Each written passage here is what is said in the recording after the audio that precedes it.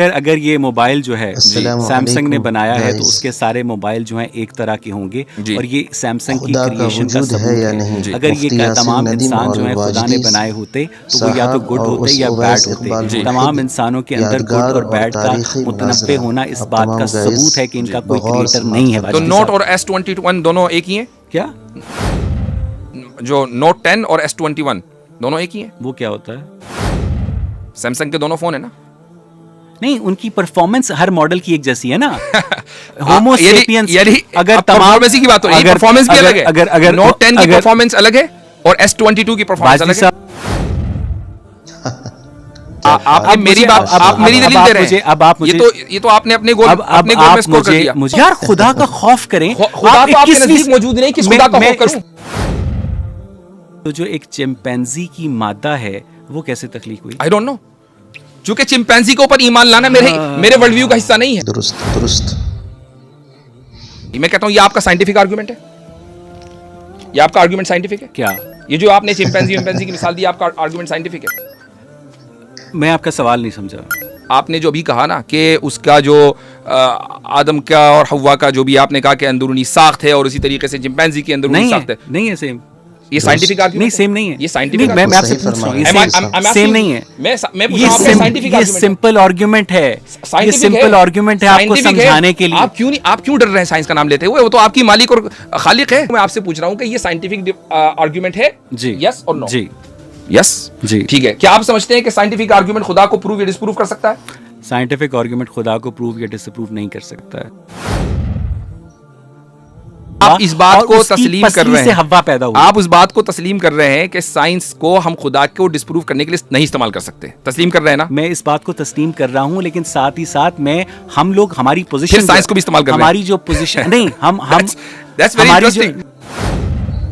Consider आपने करेगा। कहा कभी अगर हमारे पास सबूत आया, हाँ। वो सबूत कैसा होगा? साइंटिफिक होगा ना? एग्जैक्टली। साइंस से तो आप प्रूव कर ही नहीं सकते।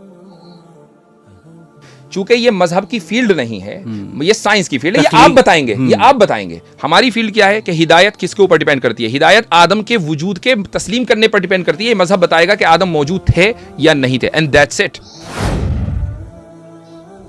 कि मुझे समझा दें कि टाइम और स्पेस की क्रिएशन से पहले जी, वो कहाँ खुदा था? जो था वो किस टाइम और स्पेस में एग्जिस्ट करता था? अच्छा। क्योंकि टाइम और स्पेस के बगैर कोई चीज एग्जिस्ट कर नहीं सकती। आप अपने सवाल में जो फैलेसी है वो समझ पा रहे हैं? नहीं सर, मुझे यही समझाइए आप। आप ये कह रहे हैं कि टाइम से पहले खुदा किस टाइम में था? नहीं, मैं ये कह रहा हूँ कि खुदा जो था वो इस टाइम स्पेस फैब्रिक से पहले किस टाइम में ज़मानो मकान में था? टाइम से पहले किस टाइम में था?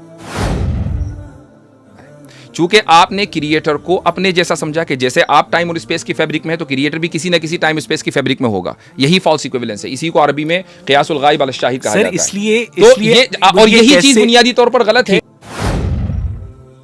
जिस तरह वाजदी साहब कहेंगे कि क्रिएटर है और हम नहीं मान सकते, उसी तरह अगर डॉक्टर पीटर फैनविक ये कहेंगे कि कॉन्शियसनेस ब्रेन से बाहर एग्जिस्ट करती है, आप नहीं मानेंगे। वाजदी साहब आगे चलते हैं। मैं आगे चलना चाह रहा हूँ। हाँ। आप मुझसे वो सवाल करें कि जिसके ऊपर हमारे मजहब का या हमारा जो तस्वुर है खुदा है वो खड़ा हुआ है। आप उसको चैलेंज करें ना। आप उसको ना चैलेंज करके वो चीजें चैलेंज कर रहे हैं कि जो इररिलेवेंट है। नहीं, साइड पे क्यों? उसका जवाब दीजिए। नहीं, मैं इस सवाल को साइड पे रख देता हूँ ना, क्योंकि मुझे आगे जाने का शौक है। मुझे क्या कहते हैं बकायदा, यानी जहां सवाल नहीं है तो उसको साइड पे चल नहीं, भाई। इसका मतलब ये है कि ईवल का जो क्रिएटर है वो गॉड है। हमारा तो मुकद्दमा यही है। हम तो उसको खालिक शर भी मानते हैं, खालिक खैर भी मानते हैं, लेकिन गॉड इज ईवल। यही बुनियादी गलती है। चूंकि अभी मैंने आपको एक मिसाल दी थी ना एग्जाम की, तो क्या मैं आपके नजदीक क्या मेरे स्टूडेंट्स हक बजानिब होंगे कि वो कहें कि हमारे टीचर को कुछ नहीं पता, उसने 3 जो है गलत? मुझे ये बताइएगा कि तो खल्क़ शर बुरा नहीं है, कस्बे शर बुरा है। और इसीलिए मैंने आपसे पहले कह दिया था, इसीलिए मैंने आपसे कह दिया था कि आप ट्रूथ को कैसे जान पाएंगे। तो आपने ये नहीं कहा, हालांकि आपको मालूम है कि ट्रूथ जानने का आपके पास एक ही पैमाना है और वो है साइंस। आप उसको नहीं कहना चाहते थे, ठीक है। कॉमन सेंस आपकी जबान से निकल गया, तो आप कॉमन सेंस पे रहें कि आप क्या कहते हैं मजहबी एस्पेक्ट से अपनी बीवी को अपनी बहन तस्लीम करते हैं? नहीं। अच्छा, आपने हमारे ऊपर इल्जाम लगा कि अरे यहाँ से निकली तो उससे कैसे इंटरकोर्स कर लिया? हम लोग सवाए फर्स्ट कजन्स के हम दुनिया की हर औरत से जो इख्तिलात है उसको जायज समझते हैं। Exactly, this is our argument कि हमें हर वो चीज जो खुदा करता है उसका मालूम होना जरूरी नहीं है। हमारा तो आर्ग्यूमेंट ही इस बात के ऊपर है कि हमारी नॉलेज लिमिटेड है, हमारी हिकमत लिमिटेड है और खुदा की नॉलेज अनलिमिटेड है, खुदा की हिकमत अनलिमिटेड है। तो जब उसकी नॉलेज हिकमत अनलिमिटेड और हमारी नॉलेज लिमिटेड है तो हम उसकी अनलिमिटेड नॉलेज को अपनी लिमिटेड नॉलेज में कैसे या लिमिटेड जहन में कैसे समझ सकते हैं? एक साल आ गया था, यानी साल में वजूद में आ गया था जब कायनात बन रही थी। उसमें क्या साल वजूद में आ गया था जब कायनात बन रही थी। सर वो एक फर्जी हाइपोथेटिकल ईयर है। हाइपोथेटिकल है ना, ये भी हाइपोथेटिकल है। अच्छा ये भी इस्तिआरा है। अच्छा ये भी इस्तिआरा है की जो हदीस तो आपके है, यहाँ इस्तिआरा है। साइंस में जो इतनी रियलिस्टिक मुस्लिम की जो उसमें हदीस है, इस्तिआरा वो इस्तिआरा अलाउड है। और जो चीजें कुरान और साइंस सुन्नत में इस्तिआरा अलाउड है? आप ही तो कह रहे हैं। क्या? अभी तो आपने कहा कि हाइपोथेटिकल है। वो मॉडल समझाने के लिए, मॉडल समझाने के लिए, ये भी समझाने के लिए। अच्छा ये वैसे ऐसा हुआ नहीं था, ऐसा हुआ नहीं, कोई जरूरी नहीं है। अच्छा ठीक, ये सिर्फ समझाने के लिए है। अच्छा, क्या आप इस बात से मुत्तफिक हैं कि मादा खुद को वजूद बख्श सकता है? नहीं। तो फिर हम यहाँ क्या कर रहे हैं, कैसे आए? तो आपने हमें ये बात बताई, हमने वो ले लिया, ठीक है। अब हमें ये बताएं कि भाई हम फिर मादा अपने आप को वजूद कैसे बख्शता है, कैसे अपने आप को कैसे एग्जिस्ट करता है खुद ब खुद?